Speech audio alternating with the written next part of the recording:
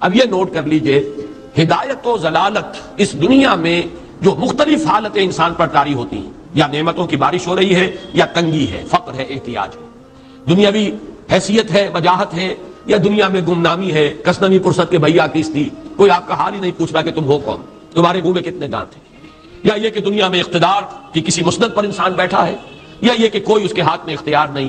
یہ تمام جو حالات انسان پر طاری ہوتے ہیں، ان کے جواب میں جو طرز عمل فکری اعتبار سے اور عملاً انسان اختیار کرتا ہے، اس کے 4 درجے ہیں۔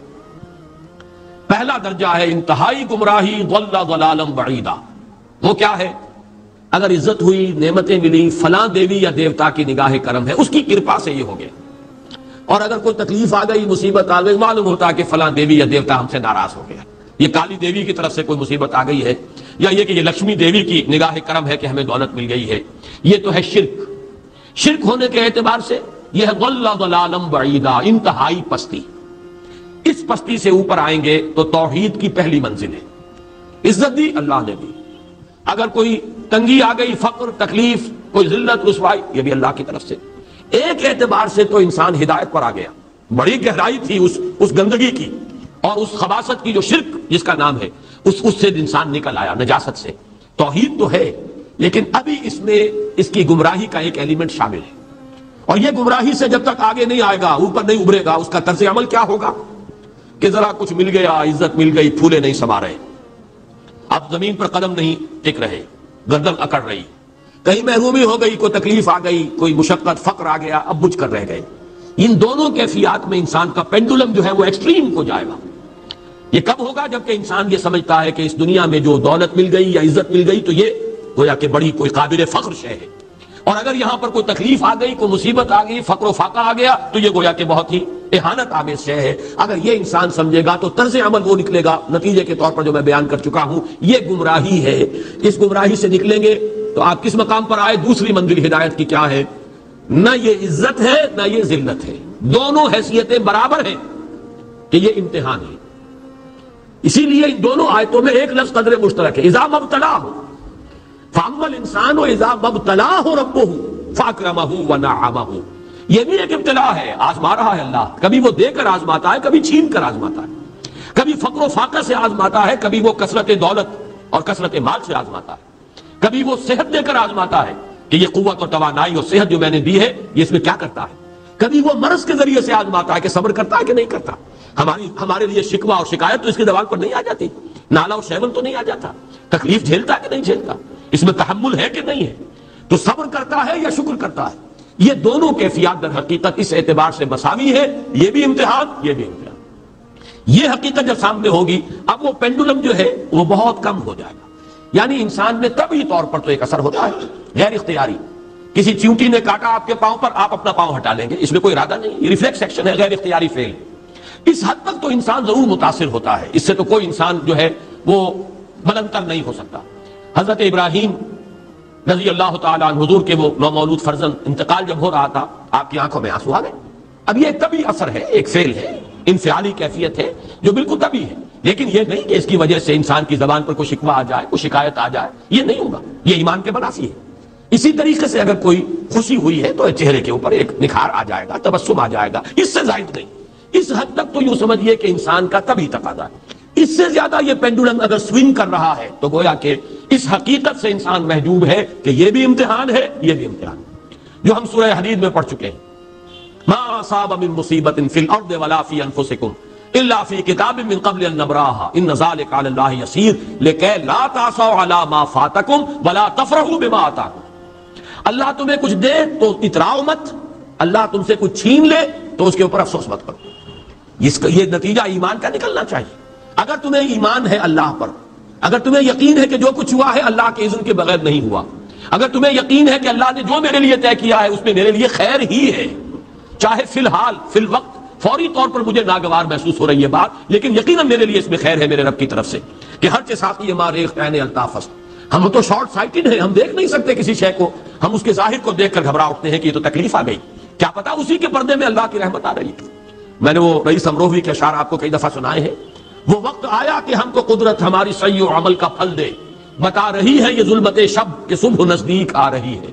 ابھی ہے کچھ امتحان باقی، فلاکتوں کے نشان باقی، قدم نہ پیچھے ہٹے کہ قسمت ابھی ہمیں آزما رہی ہے۔ رئیس اہل نظر سے کہہ دو کہ آزمائش سے جی نہ ہارے، جسے سمجھتے ہو آزمائش وہی تو بگڑی بنا رہی ہے۔ اسی آزمائش سے تو بگڑی بنے گی، اسی سے تو تمہارا خیر جو ہے اجاگر ہوگا، سامنے آئے گا، پتہ چلے گا who's who, what is what۔ ابو بکر میں کتنا یقین اور ایمان تھا، یہ کیسے معلوم ہوگا؟ کیسے معلوم ہوگا کہ بلال میں کتنا سہار، کتنا تحمل تھا، کتنا صبر تھا، اگر وہ مصیبت ان پر نہ آتی کہ جو امیہ ابن خلف کے ہاتھوں ان پر قیامت ٹوٹ رہی تھی۔ تو یہ ساری چیزیں جو ہے ما اصاب من مصیبت فی الارض ولا فی انفسکم الا فی کتاب من قبل ان نبرأ ان ذلک علی اللہ یسیر لکی لا تأسوا علی ما فاتکم ولا تفرحوا بما آتاکم واللہ لا یحب کل مختال فخور۔ اگر اس حقیقت سے محجوب ہو جاؤ گے تو پھر اختیال اور فخر اور گھمنڈ پیدا ہو جائے گا تمہارے اندر، یا دوسری طرف مایوسی، کمر ہمت ٹوٹ کر رہ جائے گی، خودکشی کرنے کو انسان آمادہ ہو جاتا ہے، ذرا کوئی ناکامی دنیا میں آ گئی، کوئی تکلیف آ گئی۔ یہ ہے در حقیقت تیسری منزل، ہدایت کی دوسری سیڑھی۔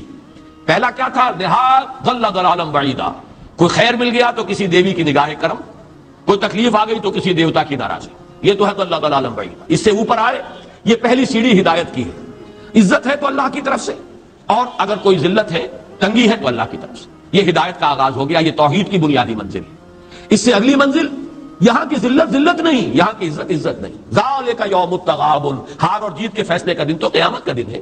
وہاں معلوم ہوگا جس کو اسروں عزت ملی وہ عزت والا ہے، جو اسروں ذلیل ہو گیا وہ ذلت والا ہے۔ یہ تو امتحان ہے، دار الامتحان ہے۔ خلق الموت والحیات لیبلوکم ایکم احسن عملا، یہ تو دار الامتحان ہے۔ امتحان ہونے کے ناطے دونوں برابر ہیں۔ اس سے اوپر ہے ایک چوتھی منزل، ہدایت کی تیسری منزل۔ وہ کیا ہے؟ عام طور پر انسان یہ سمجھتا ہے کہ یہ جو آزمائش ہے تنگی کی اور فقر و فاقہ کی، یہ سخت تر آزمائش ہے، اور نعمتوں کی بارش ہو تو یہ آسان آزمائش ہے۔ یہ بھی ابھی گمراہی کا ایک پرت جو ہے اس کی باقی ہے۔ ابھی ہدایت کا جو کامل جو ہوگا انکشاف، وہ کب ہوگا؟ جب انسان اس حقیقت کو جان لے کہ جہاں وسعت ہو، جہاں کثرت ہو، وہ زیادہ بڑا امتحان ہے، سخت امتحان ہے، بجائے اس کے کہ اگر قلت ہے، کمی ہے، یہ کم تر امتحان ہے، یہ کم بھاری امتحان ہے۔ کیوں؟ کہ اگر آپ کے پاس کثرت ہے، آپ کے اندر غفلت پیدا ہو جائے گی، کثرت کا لازمی نتیجہ غفلت ہے، اور اگر قلت ہے، بمشکل گزارا ہو رہا ہے، تو اللہ یاد رہے گا، راتوں کو گڑ گڑائیں گے۔ آسائش میں اللہ کو بھول جانا زیادہ ممکن ہے، بلکہ متوقع ہے، اور تکلیف میں اللہ کا یاد آنا زیادہ متوقع ہے۔ اس میں انسان فریاد کرتا ہے، اللہ سے دعا کرتا ہے، تو کون سی چیز نتیجے کے اعتبار سے بہتر ہوئی؟ معلوم ہوا یہ امتحان جسے آپ ہلکا سمجھ رہے ہیں یہ سخت تر ہے۔ اگر اصل کامیابی قیامت کی اور آخرت کی ہے تو یہ امتحان زیادہ سخت ہے بنسبت اس امتحان کی، اگرچہ اس امتحان کی بھی ایک آخری شکل ہے جس کے بارے میں حضور نے فرمایا کاد الفقر و یکون کفرا۔ لیکن عام حالات میں یہ سمجھ لینا چاہیے کہ یہ بھی امتحان، یہ بھی امتحان۔ لیکن اگر تنگی ہے، اس کے لیے بھی حدیث بڑی پیاری ہے، حضور نے فرمایا ما قل و کفا خیر مما کثر و الہا۔ اگر کم ہو لیکن کفایت کر جائے، ضرورت پوری ہو گئی، پیٹ کو جتنا درکار تھا جسم اور جان کا رشتہ برقرار رکھنے کے اتنا مل گیا، نہیں کوئی کئی کورسز کے ڈنر کھائے ہیں، نہیں کوئی اس کے اندر جو ہے لذت ہے، لیکن یہ کہ بنیادی ضرورت پوری ہو گئی، کسی کے سامنے ہاتھ نہیں پھیلانا پڑا، کسی کے سامنے عزت نفس کو ہتھیلی پر رکھ کر پیش نہیں کرنا پڑا۔ ما قل و کفا، جو کم ہے لیکن کافی ہے، خیر وہ کہیں بہتر ہے اس سے مما کثر و الہا، جو ہو تو بہت لیکن اس سے غفلت طاری ہو جائے۔ الہاکم التکاثر، یہ تکاثر تو انسان کو غفلت کے اندر مبتلا کر دینے والی شے ہے۔ یہ ہے اصل میں کہ جس کے لیے تاریخی اعتبار سے نوٹ کر لیجئے واقعہ امام احمد ابن حنبل رحمہ اللہ، ان کی تاریخ کا، ان کی زندگی کا یہ واقعہ بہت ہی سبق آموز ہے۔ خلق قرآن کے مسئلے پر جب خلافت بنی عباس کے دوران ان پر تشدد ہو رہا تھا، مارا جا رہا تھا، جیل میں تعذیب، پرسیکیوشن، وہ مار ماری جا رہی تھی جس کے بارے میں آتا ہے کہ اگر ہاتھی کو بھی وہ مار ماری جاتی تو وہ بھی بلبلا اٹھتا۔ اس وقت کبھی ان کی آنکھوں میں آنسو نہیں آئے، ایک صبر اور ثبات اور استقلال کا پہاڑ کھڑا جھیل رہا۔ پھر وہ حکومت تبدیل ہو گئی، اب وہ جو خلیفہ وقت ہے وہ خود اس مسئلے میں ان کے ہم خیال ہیں، اب انہیں جیل سے تو نکال دیا گیا۔ اس کے بعد یہ کہ ایک وقت آتا ہے کہ دارالخلافہ سے اشرفیوں کی ایک تھیلی لے کر ایک شخص آتا ہے کہ یہ خلیفہ نے آپ کو ہدیہ بھیجا ہے، نذرانہ ہے۔ اس پر رو پڑی اور یہ عرض کیا بارگاہ خداوندی میں، پروردگار میں اس آزمائش کے قابل نہیں ہوں، یہ آزمائش کہیں سخت ہے، یہ سنہری آزمائش، روپہلی آزمائش، اس کو ریزسٹ کرنا جو ہے، ٹیمپٹیشن کو ریزسٹ کرنا، یہ کہیں مشکل ہے اس پرسیکیوشن اور اس تشدد کو برداشت کرنے سے۔ تو یہ خاص طور پر یہ نمایاں نشان ذہن میں رکھیے۔ تو ان آیات میں کہ جو نہایت اہم ہے یہ دو آیتیں قرآن مجید کی، بظاہر سوال آتا ہے کہ اس میں حرج کی کون سی بات ہے؟ اللہ تعالیٰ معز ہے، اللہ تعالیٰ مذل ہے، تعز من تشاء وتذل من تشاء بیدک الخیر، یہ سورہ آل عمران میں آیت آئی کہ نہیں آئی؟ لیکن یہ کہ اصل میں یہ 4 درجے ذہن میں رہنے چاہیے۔ اگر آسانی ہو، عزت ہو، دولت ہو، فراوانی ہو تو کسی دیوی کی نگاہ کرم یا دیوتا کا کرم، تکلیف ہو، مصیبت ہو تو کسی دیوی یا دیوتا کا اظہار غضب، ناراضگی کا مظہر۔ اس سے اوپر آئے جو عزت دی ہے اللہ نے دی ہے، مجھے اللہ نے باعزت کر دیا دنیا میں، اور یہ ذلت اللہ نے مجھے ذلیل کر دیا، اس کے اعتبار سے یہ ہدایت ہے، توحید تو آ گئی، لیکن ابھی گمراہی کا ایک ایلیمنٹ شامل ہے۔ وہ گمراہی کیا ہے کہ نہ یہاں کی عزت عزت ہے، نہ یہاں کی ذلت ذلت ہے۔ وہ جو بھی سردی گرمی اور نرمی سختی، ان تمام کو جو ہے وہ برابر رکھو کہ دونوں جو ہے یہ آزمائش کی کیفیتیں برابر ہیں۔